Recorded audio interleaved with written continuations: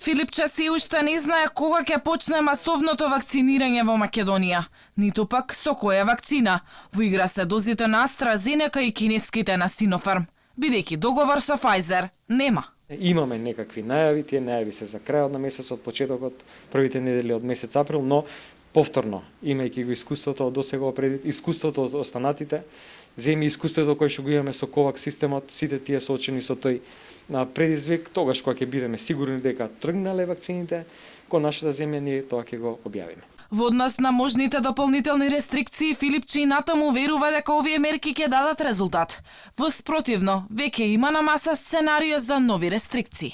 Очекувањата се дека после воведување на една одредена мерка, резултатите ќе бидат видливи после 7 до 10 дена, што значи дека на почетокот на следната недела очекуваме некакви резултати од воведениот полициски час од 22 часот до 5 часот наутро, што беше целта, да се ограничи движењето комуникација на младите кои што интензивно комуницира во паркови, јавни површини, па дури и по домови после затворањето на угостителските објекти, а беше констатирано дека тие се еден од главните преносители на вирусот, тоа го гледаме од возрастните групи на новодиагностицирани пациенти. Ние сме спремни да воведеме и дополнителни рестриктивни мерки, доколку сегашните не дадат посакувани резултати. И додека Комисијата за заразни болести ја чека анализата на епидемиолошката состојба од полицискиот час, болниците се преполнуваат со ковид пациенти. Во Скопје е хаос со наоѓање на празан болнички кревет.